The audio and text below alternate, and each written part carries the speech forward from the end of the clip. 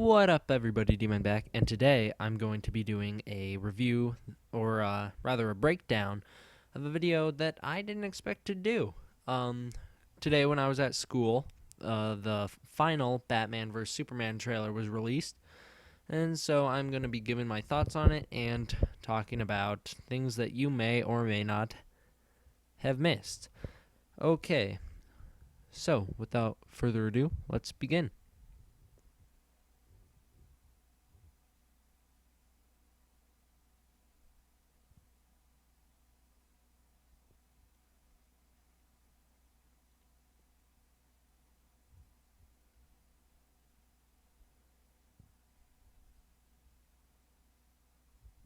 So, I know I made it sound kind of like I didn't really care about Batman vs. Superman in my last video. I talked about how King Kong vs. Godzilla, or as it was pointed out to me in the comments, Godzilla vs. King Kong 2020 is really my Batman vs. Superman. Batman vs. Superman is a movie people have been looking forward to for a long time, and for me, I really haven't.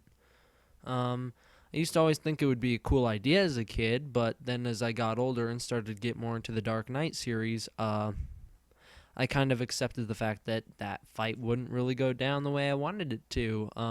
Superman would just kill Batman, which is actually a point they bring up in the movie when Superman says, if I wanted it, you'd be dead already.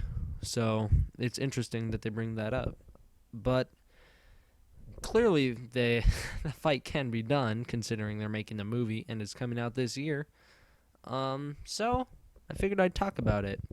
And when I said that Batman and Superman didn't have a huge impact on my life, I guess that's kind of an understatement. They do. I used to be a big fan of the final two original Batman movies, which were Batman and Robin and Batman Forever, which currently I do not like, but back then I did. So those were the biggest two influences Batman had on my life up until the Dark Knight trilogy came out. And then that one became a big part in my life. I loved those movies. If I had to take a trilogy on a desert island, that would probably be it, because that's a really good one. And then the original Superman movies all the way, well, I guess the original two Superman movies I used to love, or at least I loved a version of Superman 2. If you know what I'm talking about, there were two versions of Superman 2 originally released. Only the director's cut was good, the other one sucked. Anyways, getting on topic. So, this trailer, unlike the last one, doesn't give too much away. The last one decided to reveal Doomsday, or at least what's speculated to be Doomsday, considering if you know anything about the comics, you know that's not what Doomsday looked like. That looks more like a cross between Abomination from Marvel movies and the Trolls from Lord of the Rings. So, moving on, but actually staying somewhat on the Marvel topic, the trailer opens with Alfred giving his best Jarvis impression.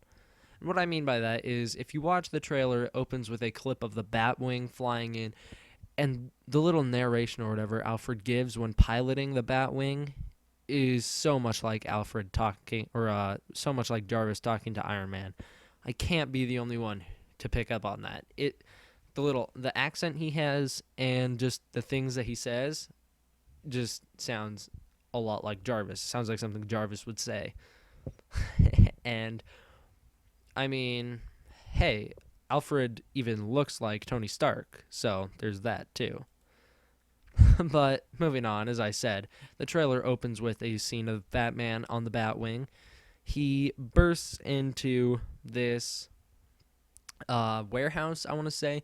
I'm assuming it's for like some sort of drug bust or something. I don't know. He beats up these people. It's a pretty cool action scene. He takes one hit through the process, and that's a knife to the neck. And his armor, the metal plating, I'm assuming, deflects the knife. It just creates a ping, and Batman takes the dude out. In a rather cartoony way when he punches him and the guy flips around and his head slams into the floor, but this movie doesn't seem to be shying away from the cartoony aspects. And also, then the trailer, or then not the trailer, but the scene ends with a quote from Batman, or rather Bruce Wayne, saying, "I'm getting too slow in my old age, Alfred." I don't know why I read that so awkwardly, but I did.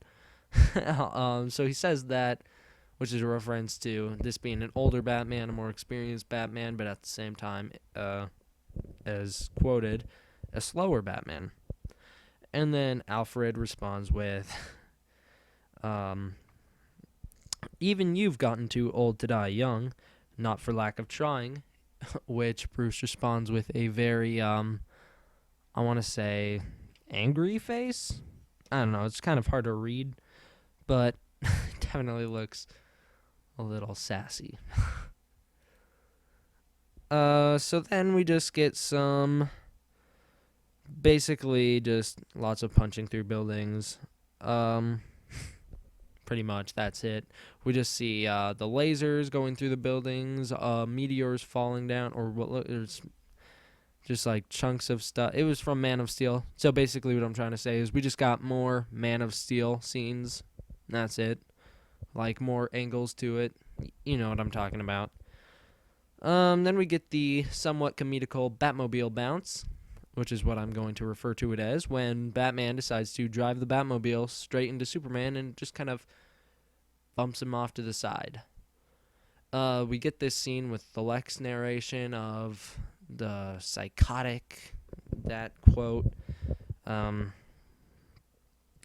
then we get more punching through buildings, just Superman and Batman going at it. Superman throws him through a building. They both fly up through the roof. Batman jumps down on him, smashes him through the floor. Just lots of craziness. Then we get some interesting Superman and Lois scenes. They flicker by. This is a rather short trailer. And the notable thing is Lois is always touching Superman's chest. I have the picture from Man of Steel when she's touching him. And then I have the picture from Batman v Superman when she's touching the symbol. And then in the bottom corner, there is the scene that flashes by very briefly. What appears to be a bathtub sex scene with Lois and Superman. I know. It's definitely a bold choice for Zack Snyder to put that in.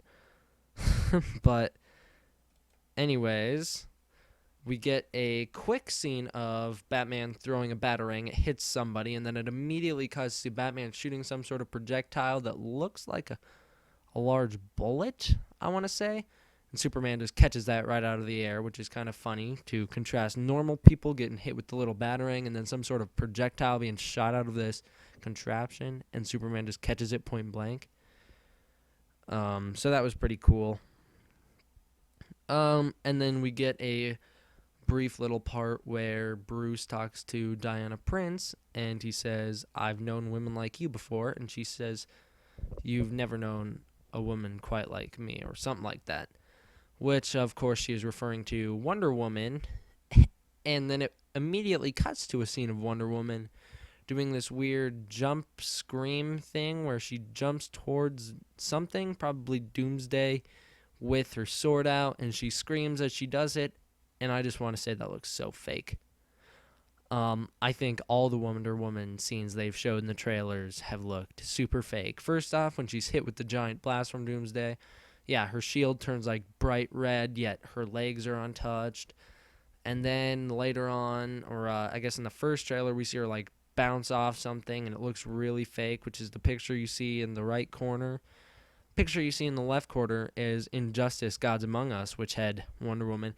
And that jump scream she does in the new trailer, it seems like it came right out of that. It definitely seems like a part from a video game or very fake cartoony action sequence, which is what all her scenes look like to me, which in my opinion is not a very good thing. But, you know, I didn't direct the movie, so I didn't get a say.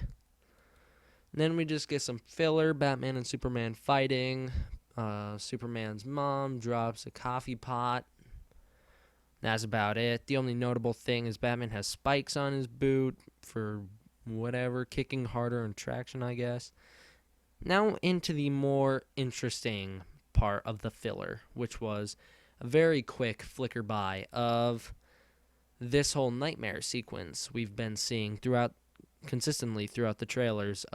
We very first got the scene from the original trailer where Batman appeared to be snapping a guy's neck, and then later on we got the scene with the parademons, or at least they've been referred to as parademons, which are something linked to Darkseid. And then now we have this scene where you see Batman standing in front of a completely destroyed city. There appears to be some sort of like spaceship up in the corner. There's fire everywhere. It's really hard to tell what's going on here. But I would assume this is a hallucination or a dream or a nightmare sequence, which is why this Batman toy is referred to as Nightmare Batman. And then he is looking at some sort of symbol carved into the dirt, which I looked up and was actually Darkseid's symbol, which is pretty big news. Pretty much confirms Darkseid's arrival in either this movie or the Justice League movies to come. So moving on from this is the best part of the trailer. This is the coolest part of the trailer for me. This whole Superman-Batman confrontation at the end when Superman goes to punch Batman appearingly in the head, and Batman just puts his arm up and blocks the fist, and Superman gives a very shocked look that Batman could be that strong, which definitely confirms kryptonite. Or at least it doesn't definitely confirm it, but it heavily implies it. And then the picture on the top right that I used was from a different trailer where Batman punches Superman and appears to be drawing blood. Further proof that kryptonite is being used. And I believe that this scene where Superman fails the punch because Batman blocks it, I believe that is where the tide will turn in the fight and Batman will take the lead and he will start to beat down on Superman. Something will happen along the way. They'll team up to fight Doomsday, probably. I mean, that's what it seems to show in the trailer that gave away way more than it should have. And then we have in the bottom corner, I think, this is my theory, that Batman and Lex Luthor will have a slight team-up in the movie, which is where Batman will get the kryptonite from, which is why we also have the Lex Luthor quote, "If man won't kill God, then the devil will do it." Because I think he was hoping that Batman would kill Superman, but as we all know, Batman doesn't kill. And so I think he only would beat him down, and then he won't finish the job because he won't break his one rule, and which is what makes Lex Luthor feel the need to make Doomsday. So thank you all for watching. I hope you enjoyed the video. I hope I pointed out some things that you didn't see your first time around, or at least open your eyes to new possibilities. Once again, thank you all. D-Man.